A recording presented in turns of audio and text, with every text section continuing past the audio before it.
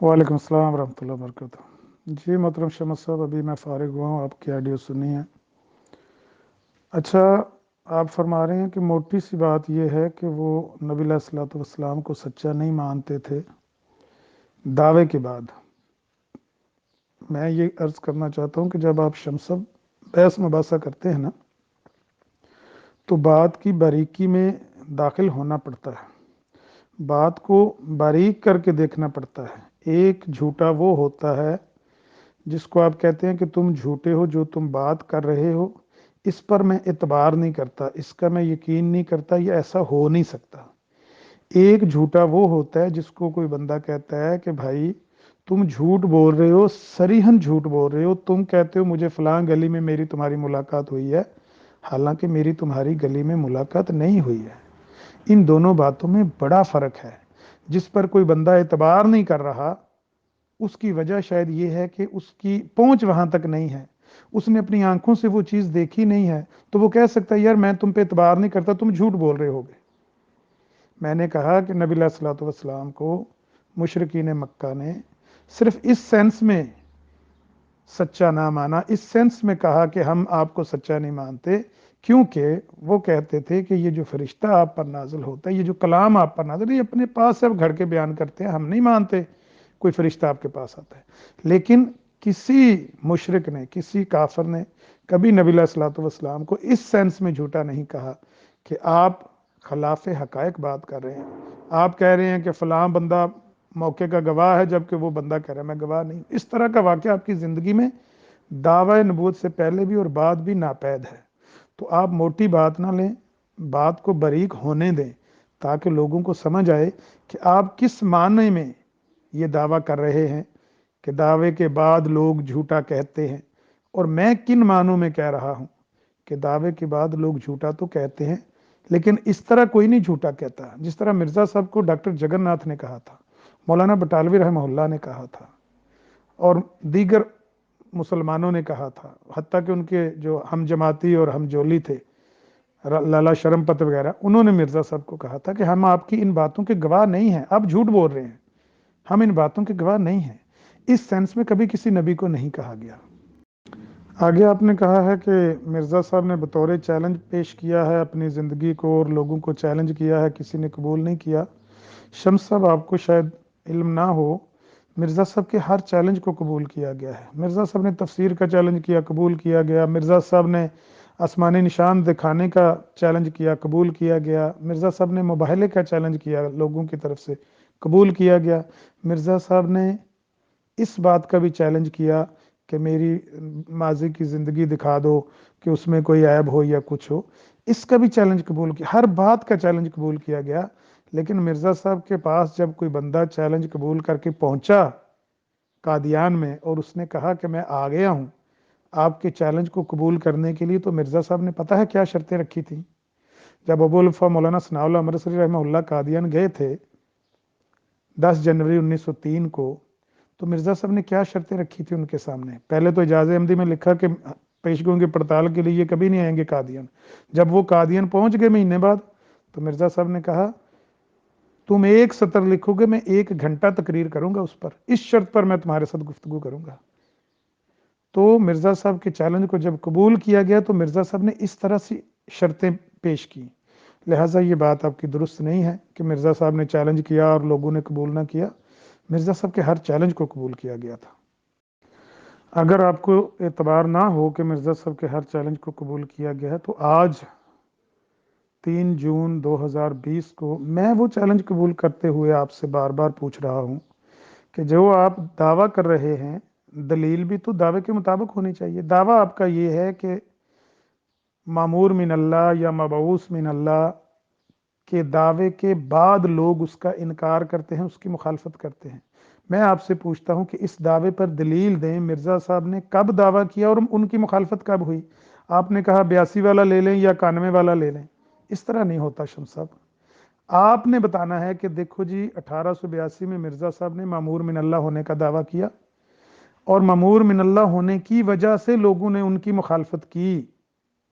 ये फ़कद लबिस्तु फ़ीकुम उमरन मिन क़ब्लिही, इसकी दलील ये है کہ 1882 میں مرزا صاحب نے مامور من اللہ ہونے کا دعویٰ کیا، فوراً مرزا صاحب کی مخالفت شروع ہو گئی۔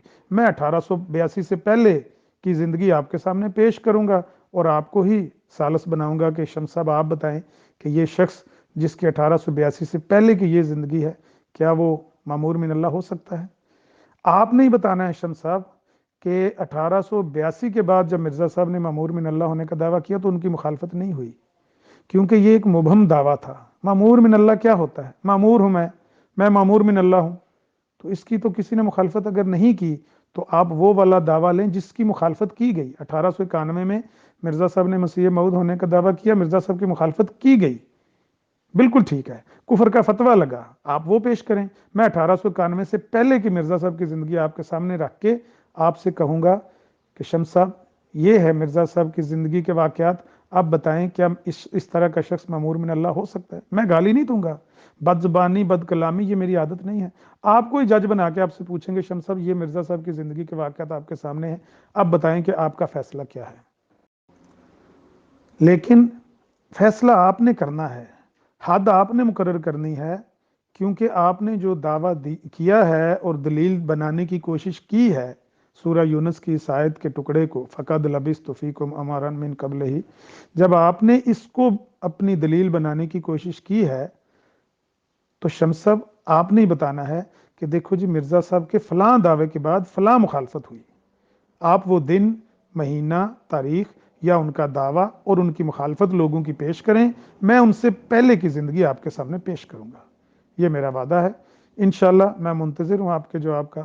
آپ میرے سامنے مرزا صاحب کا دعویٰ رکھیں اور لوگوں کی مخالفت بھی رکھیں کہ دیکھو جی مرزا صاحب نے فلاں دعویٰ کیا تو فلاں فلاں بندے نے اس طریقے سے مخالفت کی، بھلے مولانا بٹالوی کی مخالفت رکھیں یا کسی بھی اور عالم دین نے مرزا صاحب کی ان کے دعوے کی وجہ سے مخالفت کی ہو تو آپ اسے بطور دلیل پیش تو کریں، پھر اس سے پیچھے جائیں گے۔ میں آپ کی بات کو، آپ کی اس دلیل کو مان چکا ہوں، حالانکہ یہ دلیل تھی نہیں، لیکن میں نے اس کو تسلیم کر لیا ہے کہ چلیں 1 منٹ کے لیے اس کو ہی دلیل مان لیتے ہیں کہ دعوے کے بعد لوگوں کی مخالفت دعوے کی وجہ سے ہوتی ہے، ٹھیک ہے، مرزا صاحب کی دعوے کی وجہ سے مخالفت ہوئی، آپ بتائیں کس دعوے کی وجہ سے مخالفت ہوئی، کون سا دعویٰ تھا، کب کیا اور کس نے مخالفت کی اور کیسے کی، آپ بتائیں، ہم اس سے آگے نہیں جائیں گے، اس سے پیچھے والا حصہ آپ کے سامنے پیش کریں گے۔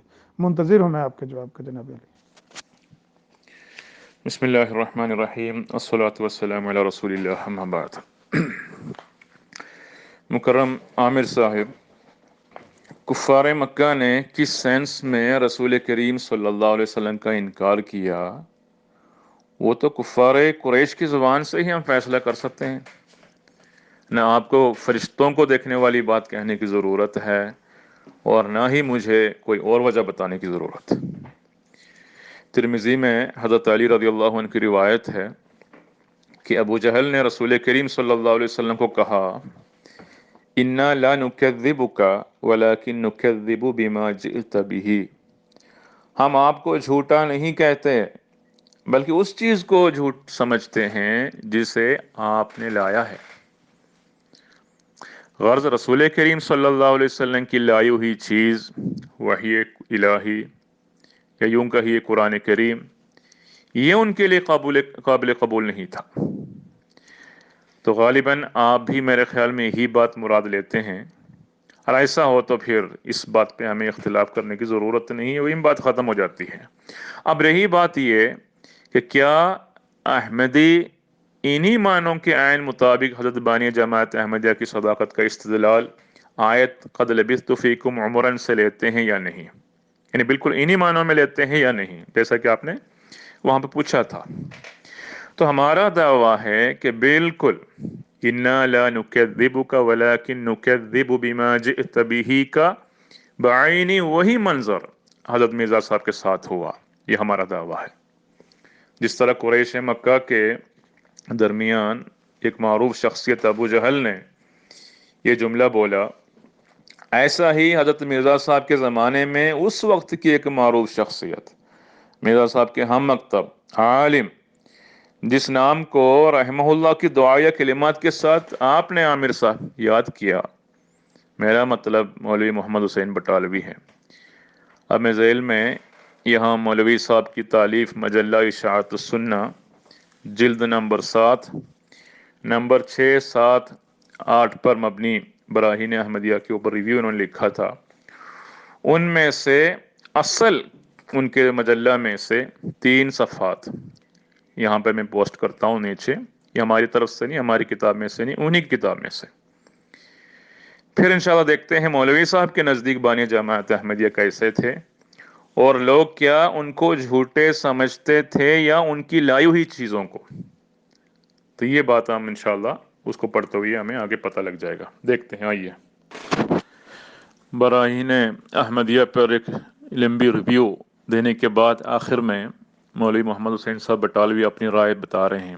دیکھیں جو پہلے صفحہ میں نے پوسٹ کیا اس کے دیکھیں نیچے خلاصہ حاشیہ در حاشیہ نمبر 4 دیکھیں۔ یہ این کتاب کا خلاصہ مطالب ہے، اب ہم اس پر اپنی رائے نہایت مختصر اور بے مبالغہ الفاظ میں ظاہر کرتے ہیں۔ دیکھیں کیا ظاہر کرتے ہیں، کہتے ہیں ہماری رائے میں یہ کتاب اس زمانے میں اور موجودہ حالات کی نظر سے ایسی کتاب ہے جس کی نظیر آج تک اسلام میں تالیف نہیں ہوئی اور آئندہ کی خبر نہیں، لعل اللہ یحدث بعد ذلك امرا، اور اس کا مؤلف بھی اسلام کی مالی و جانی و قلمی و لسانی و حالی و قالی نصرت میں ایسا ثابت قدم نکلا ہے جس کی نظیر پہلے مسلمانوں میں بہت ہی کم پائے گئے ہیں کہ پائی گئی ہیں۔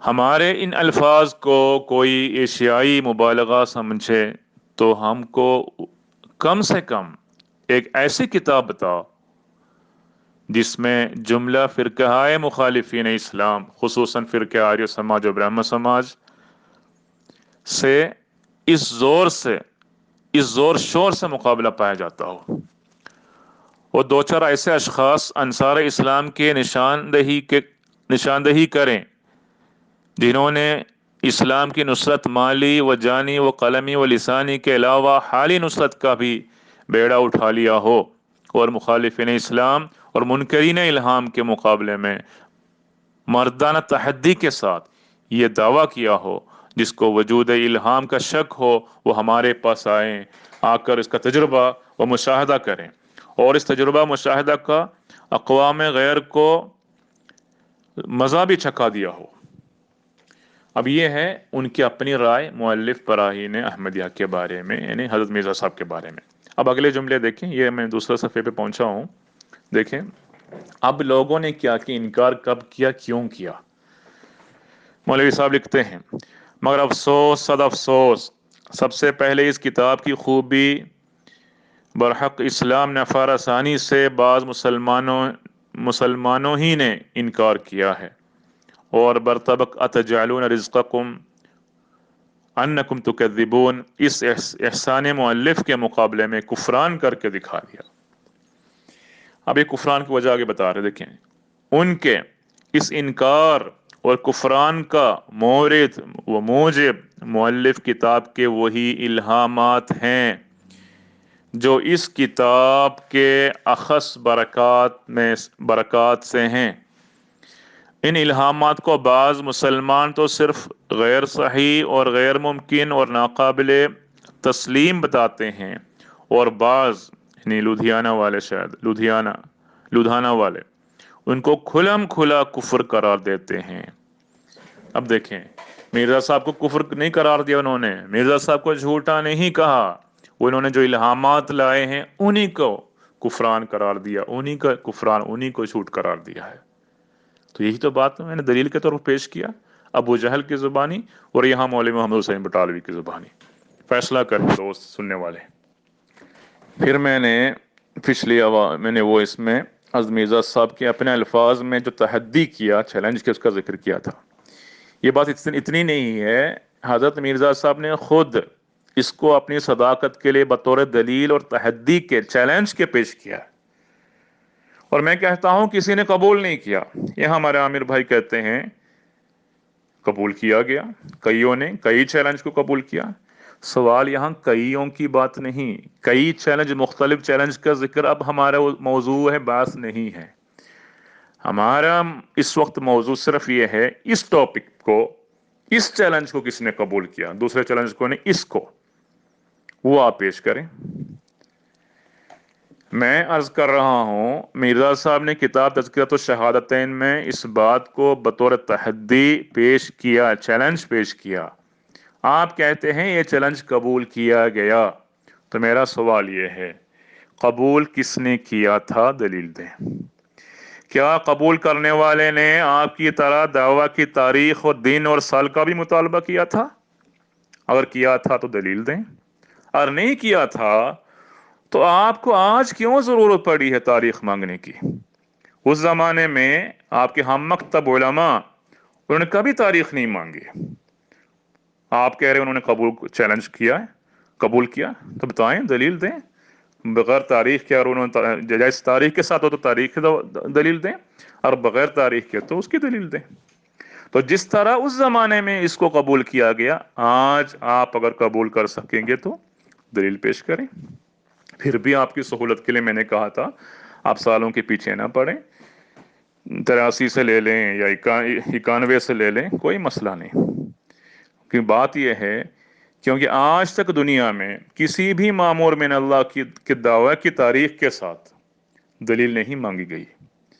دعوے کی تاریخ کو لے کر اس کے مطابق دلیل نہیں مانگی گئی، بلکہ مشہور واقعات کے حوالے سے تذکرہ ہوتا رہا ہے۔ تو وہی یہاں پر بھی ہونا چاہیے، اور حضرت مرزا صاحب کے زمانے میں بھی ایسا ہی ہوا ہے۔ اگر میں جو کہہ رہا ہوں غلط ہے، کسی نے یہ چیلنج قبول کیا تھا تو دلیل کے ساتھ پیش کریں۔ تذکرۃ الشہادتین کی اگر کوئی دلیل چاہیے تو صفحہ چاہے تو میں پوسٹ کروں گا، میرے نزدیک آپ کو ضرورت نہیں ہے، آپ نے انکار نہیں کیا۔ اگر آپ کو اس کے لیے اصل کتاب کے حوالہ چاہیے تو میں دیتا ہوں کہ میں نے کوئی نیا تحدی، نیا چیلنج نہیں کیا، میں نے حضرت مرزا صاحب کی بات کو دہرایا ہے، اور آپ نے کہا کہ آج کی تاریخ میں اسے قبول کرتا ہوں، تو کریں، دلیل پیش کریں، اس کے بعد انشاءاللہ آگے بات ہوگی۔ السلام علیکم ورحمۃ اللہ وبرکاتہ۔ جی محترم شمس صاحب، آپ کی آڈیوز میں نے سن لی ہیں۔ سن تو میں نے کافی گھنٹے پہلے لی تھی، لیکن میں بزی تھا، اب میں فارغ ہوا ہوں۔ امید ہے کہ آپ کوشش کریں گے، ساتھی کہہ رہے تھے کہ دن میں کم از کم 2 دفعہ تو جواب دونوں ساتھیوں کو دینا چاہیے ایک دوسرے کا۔ آپ کی اس آڈیو میں آپ فرما رہے تھے کہ یہ بات ٹھیک ہے، یہ میری دلیل ٹھیک ہے، اس پر اعتراض نہیں ہے کہ نبی علیہ الصلوۃ والسلام کو مشرکین مکہ اور کفار اس سینس میں سچا نہیں مانتے تھے، وہ کہتے تھے ہم آپ کو جھوٹا نہیں کہتے، ہم اس کلام کو سچا نہیں مانتے جو آپ پر نازل ہو۔ آپ نے ترمذی کی حدیث بھی پیش کی، آپ میرے قریب ہوتے تو میں آپ کا ماتھا چوم لیتا، آپ نے میری بات کی تصدیق کر دی ہے۔ بہت اچھی بات، یہی میں کہہ رہا ہوں 2-3 روز سے کہ نبی علیہ الصلوۃ والسلام کو اس سینس میں لوگوں نے جھوٹا کہا، اس سینس میں مخالفوں نے ان کا انکار کیا، ان کی سچائی کا، لیکن کبھی کسی نے یہ نہیں کہا کہ محمد صلی اللہ علیہ وسلم آپ کہتے ہیں کہ فلاں بندہ میری بات کا گواہ ہے، جبکہ وہ بندہ اس کا منکر ہے۔ وہ کہتا ہے میں آپ کی بات کا گواہ نہیں ہوں، میں آپ کے موقع کا گواہ نہیں ہوں، میں اس واقعے کا گواہ نہیں ہوں۔ یا آپ نے کبھی کسی کتاب تو خیر پڑھے ہی نہیں تھے آپ، لیکن آپ نے کبھی کسی زندگی کے واقعے کے متعلق کبھی تذکرہ کیا ہو تو کسی نے اس کو جھٹلایا ہو، ایسا کبھی نہیں ہوا۔ اس سینس میں کبھی نہیں کسی نے نبی علیہ الصلوۃ والسلام کو جھوٹا کہا، کبھی نہیں کسی نے کہا۔ صرف وہ اسی بات کا انکار کرتے تھے کہ آپ پر جو کلام نازل ہوتا ہے ہم اس کو نہیں مانتے۔ ٹھیک ہے بات، آگے سنیں۔ اب اگر آپ نے یہ دلیل مان لی، تسلیم کر لی، تو پہلے تو آپ کو یہیں پہ رک جانا چاہیے تھا اور آپ کو کہنا چاہیے تھا کہ نہیں، مرزا صاحب کو اس سینس میں لوگوں نے جھوٹا کہا کہ مرزا صاحب کسی بات کا ذکر کرتے تھے، لوگ کہتے تھے مرزا صاحب جھوٹ بول رہے ہیں۔ مثال کے طور پر میں نے 2-3 باتوں کا ذکر کیا تھا کہ ڈاکٹر جگن ناتھ نے مرزا صاحب کی بات کو جھٹلایا، اور اس نے کہا مرزا صاحب آپ غلط بیانی کر رہے ہیں، میں نہیں بھاگا، آپ کا مرید حکیم نور دین یہاں سے بھاگا ہے میری اس گفتگو سے، اس نے مجھے کہا تھا کہ مرزا صاحب مردہ زندہ کر لیں گے، تو میں نے کہا مرزا صاحب کو بلاؤ، اگر مرزا صاحب آ کے مردہ زندہ کر دیں تو میں اور میری پوری فیملی مرزا صاحب کے ہاتھ پر بیعت کر لیں گے۔ وہ راجہ امر سنگھ، اس نے یہ معاہدہ ہمارے درمیان سے لے کر کھینچ کر وہ چاک کر دیا، ورنہ میں نے تو اس سے 5000 روپیہ لینا تھا آپ کے مرید سے۔ ڈاکٹر جگن ناتھ جھٹلاتا رہا مرزا صاحب کی اس بات کو، جب اس نے مرزا صاحب کی وہ کتاب پڑھی ازال اللہ۔ اسی طرح سے مولانا بٹالوی رحمہ اللہ کے متعلق مرزا صاحب نے ایک بات کہی کہ یہ عدالت میں گئے، ان کو کرسی نہ ملی، جج نے ان کو جھڑکا، مولانا بٹالوی ان کے منہ پہ کھڑے ہو کے کہتے رہے مرزا صاحب جھوٹ مت بولیں، جھوٹ مت بولیں، اس طرح واقعہ نہیں ہوا عدالت میں. لیکن مرزا صاحب ایسی بات کر رہے تھے، بندہ سامنے کھڑا ہو کے. اچھا، اور تو اور مرزا صاحب کے اپنے ہمجولی لالا شرم پت وغیرہ، جو ان کے بچپن کے دوست اور قادیان کے تھے، آریہ تھے، ان کو مرزا صاحب اپنے الہامات کے گواہ بناتے تھے. آخر انہوں نے بھی جھٹلا دیا، انہوں نے کہا مرزا صاحب ہم آپ کے الہامات کے گواہ نہیں، ہمیں تو یہ بھی نہیں پتا الہام ہوتی کیا بلا ہے، ہماری بلا جانے الہام کیا ہوتا ہے. تو اس طرح کا واقعہ سچے نبیوں کے ساتھ کبھی نہیں ہوا. سچے نبیوں کا صرف اسی سینس میں انکار ہوا کرتا تھا کہ آپ پر جو کلام نازل ہوتا ہے وہ ہم نہیں مانتے. تو شمس صاحب آپ کو تو وہ مثال دینی چاہیے تھی. اچھا، آپ نے ایک مثال دینے کی کوشش کی، اس کو دیکھتے ہیں. آپ نے مولانا بٹالوی رحمہ اللہ کے اس ریویو کو پیش کرتے ہوئے اس میں سے ایک بات لی ہے کہ انہوں نے لکھا ہے کہ جب مرزا صاحب نے براہین احمدیہ لکھی تو کچھ لوگوں نے مرزا صاحب کے الہامات دیکھ کر ان کا انکار کیا، ان کو ناممکن قرار دیا. کچھ نے اس کو صریحاً کفر قرار دیا مرزا صاحب کے الہامات کو. اچھا، یہ بات کتنی بڑی دلیل آپ نے بنانے کی کوشش کی کہ دیکھ لو جی مرزا صاحب کا بھی کلام ہی جھٹلایا گیا نا. مرزا صاحب کو حالانکہ مرزا صاحب کو بھی جھٹلایا گیا، اور مرزا صاحب کو اس سینس میں جھٹلایا گیا جس کا میں نے ابھی اوپر ذکر کیا ہے. مرزا صاحب کے الہامات کو جھٹلایا لدھیانوی دو تین بھائیوں نے. ان کو کیا جواب ملا؟ ان کو جواب دینے والا تو خود مسلم امت کا یہ فرد ہے جو کہہ رہا ہے کہ یہ جو شیر بہادر اس کے مرزا صاحب کے الہامات کو کفر کہہ رہے ہیں، ان کے پیچھے کہانی اور ہے. یہ پورا ریویو آپ پڑھیں گے تو آپ کو پتہ چل جائے گا. میں ان کا تذکرہ نہیں کرنا چاہتا، اس بات پہ پہلے میرا کافی اپنے بھائیوں سے اختلاف ہو چکا ہے کہ ان لوگوں نے مرزا صاحب کو کیوں کافر قرار دیا تھا یا ان الہامات کو کیوں جھٹلایا. وہ تو بعد کی بات ہے، انہوں نے تو ویسے ہی ان کو الہامہ نہیں کافر قرار دے دیا تھا مرزا صاحب کو. بہرحال ان کو دیوبند سے کیا انعام ملا، سہارنپور سے کیا انعام ملا، گنگو سے کیا انعام ملا، یہ ہمارے گھر کی بات ہے، آپ اس کو چھوڑ دیں. وہ تو کوئی بات تھی نہیں. ایک بندہ پوری مسلم امت میں سے آپ نے پیش کرنے کی کوشش کی کہ اس نے مرزا صاحب کے الہامات کا انکار کیا تھا اور کفر قرار دیا تھا مرزا صاحب کے الہامات کو. بھائی باقی تو ساری مسلم امت مرزا صاحب کے الہامات کو کفر قرار نہیں نہ دے رہی تھی. وہ صرف مولوی عبد القادر کے بیٹے ہی تھے نا، جو مولوی عبد العزیز اور مولوی محمد، انہوں نے کہا تھا نا، دو بھائیوں نے. باقی تو مسلم امت میں سے مرزا صاحب کی مخالفت تو نہ ہوئی نا. پھر نبی علیہ الصلوۃ والسلام کی مثال آپ کو پھر دینی تو نہیں چاہیے تھی. نبی علیہ الصلوۃ والسلام نے تو جب قرآن پیش کیا تو ساری امت، ساری قوم آپ کے دشمن بن گئی، اور اس بات کو جھٹلایا کہ نہیں نہیں، ہم کیسے مانیں کہ آپ پر فرشتہ آتا اور یہ کلام آسمان سے آپ پر نازل ہوا ہے. تو محترم شمس صاحب، آپ نے جو اپنے دعوے کی دلیل دی ہوئی ہے اس دلیل کے مطابق بھی مثال دینا. دلیل آپ نے سورہ یونس کی اس آیت کو بنایا تھا، فقد لبثت فیکم عمرا من قبلہ، کہ دیکھیں جی نبی علیہ الصلوۃ والسلام نے جب یہ دعویٰ کیا تھا تو لوگوں نے ان کو جھٹلایا تھا صرف اس لیے کہ لوگ ان کے اوپر نازل ہونے والے کلام کا انکار کرتے. ٹھیک، اگر آپ نے ایک مثال تلاش کی ہے ایک مولوی کی یا دو بھائیوں کی، تو پھر آپ کو سٹینڈ لینا چاہیے 1882 کے اس الہامات کی مخالفت کا. آپ کو کہنا چاہیے بھی عامر صاحب آپ 1882 سے پہلے کی مرزا صاحب کی زندگی پیش کر دیں. آپ پھر کیوں مجھے کانوے کی طرف کھینچتے ہیں اور کبھی کہتے ہیں نہیں بھلے آپ 83 لے لیں، بھلے آپ کانوے لے لیں. کیوں آپ تذبذب کا شکار ہیں؟ شمس صاحب، میں نے تو آپ کو چائے صاحب کے لیے چھوڑی ہے. آپ یہی کہہ دیں کہ جی میں 1882 سے پہلے والی زندگی کو، مرزا صاحب کی زندگی کو بطور حجت آپ کے سامنے پیش کر رہا ہوں. وہ آپ نکال کے دکھا دیں، میں آپ کے سامنے 1882 سے پہلے کا واقعہ آپ کے سامنے رکھ دیتا ہوں. آگے بات چلے، چھوڑیں اس بات کو، کتنا ہم نے مزید گھسیٹنا ہے. 3 روز ہو گئے ایک ہی بات ہم کرتے جا رہے ہیں، لوگ بور ہو رہے ہیں. ایک آخری بات میں کرنا چاہتا ہوں، اور وہ آخری بات یہ ہے شمس صاحب، آپ اگر اسی بات کو فائنل سمجھ کے، حتمی سمجھ کے، اس کو اپنے لیے حجت سمجھتے ہیں تو آپ سمجھتے رہیں.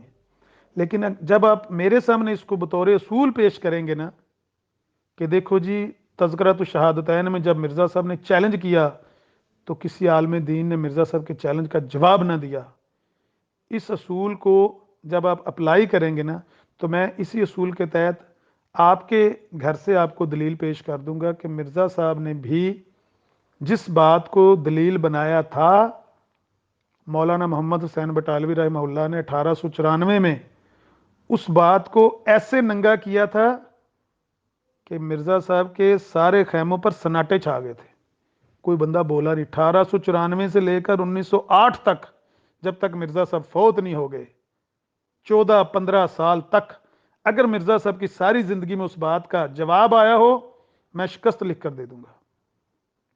بولے نہیں مرزا صاحب، جس کو مرزا صاحب صفائی کی اپنی سچائی کی دلیل بنا رہے تھے، اس کو مولانا بٹالوی نے ایسے روزے روشن کی طرح ننگا کر دیا کہ لوگ حیران رہ گئے، لیکن یہاں پر سناٹا چھا گیا، بولے تک نہیں 15 سال تک۔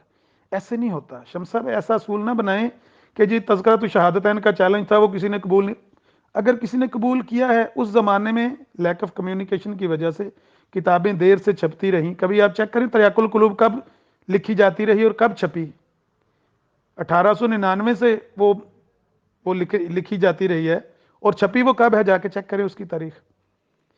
تو شمس صاحب اس زمانے کی کتابوں کو، رسالوں کو بطور دلیل کے نہ پیش کریں کہ جب مرزا صاحب نے تذکرۃ الشہادتین چھاپی تھی تو کسی نے جواب نہیں دیا، یا اگر کسی نے دیا ہے تو وہ ہم تک نہیں پہنچا، تو لہٰذا بات ختم ہو گئی، ہم ثابت ہو گئے مرزا صاحب سچے۔ ایسے نہیں ہوتا۔ میں جو آپ کے سامنے کھڑا ہوں، میرے سامنے آپ مرزا صاحب کی وہ زندگی بطور حجت آپ رکھیں تو صحیح کہ جی یہ مرزا صاحب کی زندگی حجت ہے، 1882 سے پہلے کی ہے یا 1891 سے پہلے کی ہے، اس کے بعد مرزا صاحب کی مخالفت شروع ہو گئی، کریں تو صحیح پیش۔ اب 1882 سے پہلے کا آپ اس لیے نہیں پیش کرتے کہ پتہ ہے کہ 1882 کے بعد مرزا صاحب کی مخالفت نہیں ہوئی، دو مولویوں نے چھوٹی سی ایک بات کی، وہ بات وہیں پہ ختم ہو گئی، دب گئی۔ وہ سہارنپور گئے، وہ دیوبند گئے، وہ گنگوہ گئے، وہ دونوں بھائی، وہ وہاں سے ان کو کیا اپنے علماء سے جواب ملا، وہ ہمارے نوٹس میں ہے۔ مولانا بٹالوی کی چلیں چھوڑ دیں ایک منٹ کے لیے بات کہ انہوں نے تو اس کو جھٹلایا ہی جھٹلایا، وہ اپنے علماء سے بھی ان کی بات کو جھٹلا دیا گیا، تو وہ بات ختم ہو گئی۔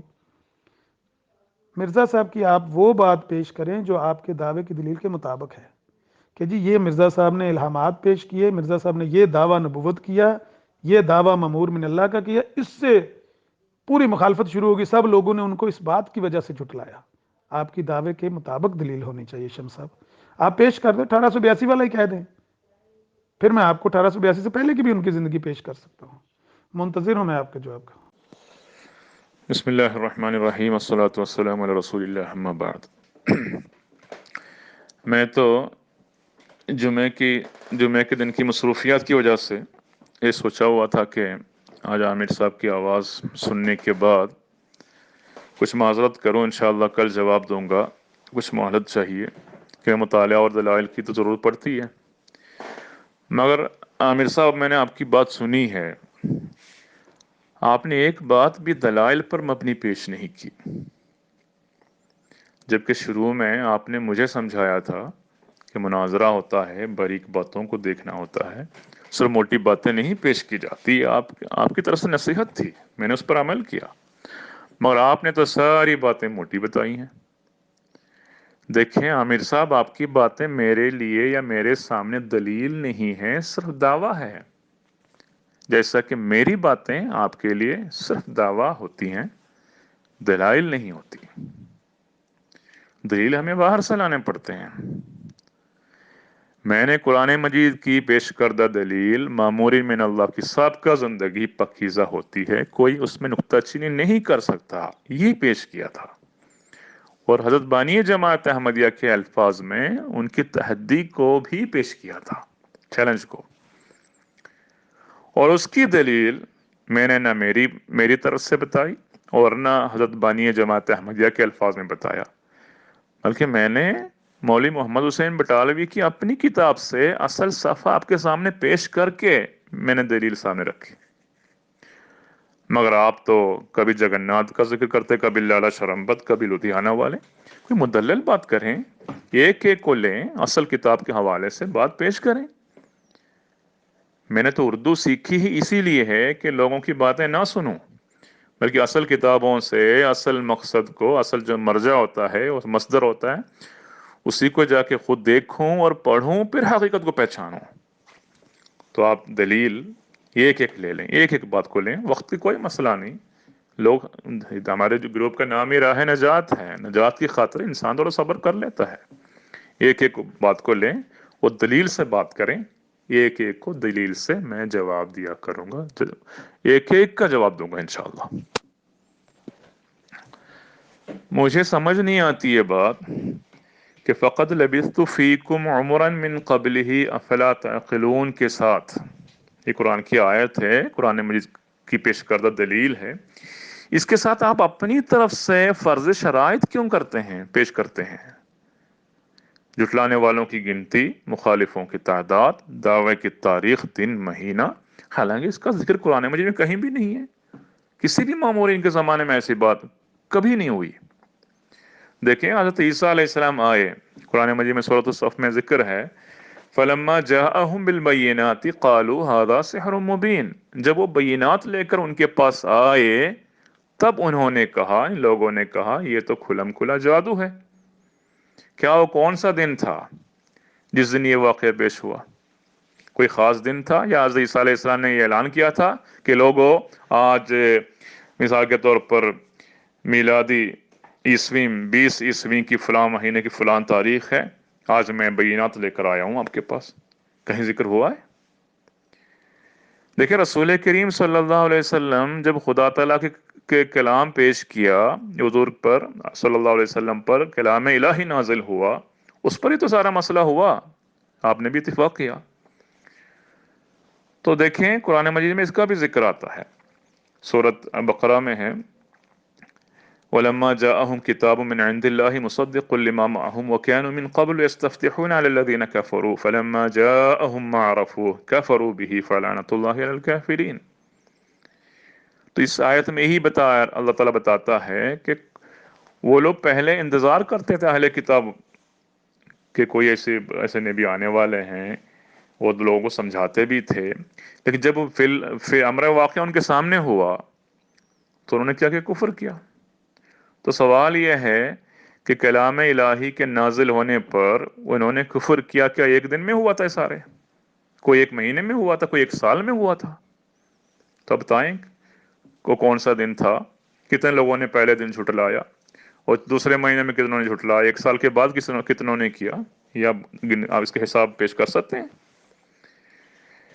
وہ کون سا دن، تاریخ، مہینہ اور سال تھا جس دن کفار نے حضرت صالح کو کہا تھا یا صالح قد كنت فينا مرجوا من قبل هذا، یا صالح قد كنت فينا مرجوا قبل هذا، سورۃ ہود کی آیت ہے، میں نے پہلے بھی پیش کی تھی کہ اے صالح اس سے پہلے تم تو ہمارے پاس بڑے مقبول تھے، بڑی امیدیں تھی تم میں، قبل هذا اس سے پہلے۔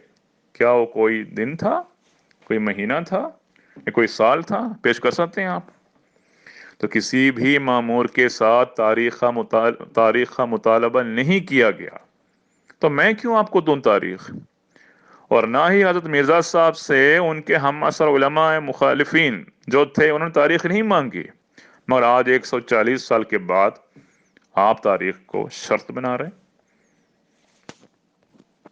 اس لیے عامر صاحب محترم، میں نے قرآن مجید کی دلیل کے عین مطابق حضرت بانی جماعت احمدیہ کی پیش کردہ تحدی کو ہی دہرایا تھا، اپنی طرف سے کوئی نیا دعویٰ نہیں پیش کیا، اور آپ نے کہا تھا کہ ان کا چیلنج قبول کیا گیا تھا ان کے زمانے میں، تو بتائیں کب، کس نے، دلیل کے ساتھ پیش کریں، صرف دعویٰ تو نہیں نا کافی۔